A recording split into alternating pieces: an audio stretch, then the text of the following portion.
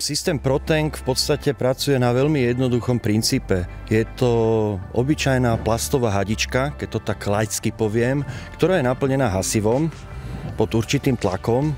V momente, kedy vznikne v motorovom priestore alebo v hociakom inom priestore vyššia teplota, táto hadička zmäkne, praskne a zaleje motorový priestor vlastne hasiacou látkou a tým uhasíme požiar.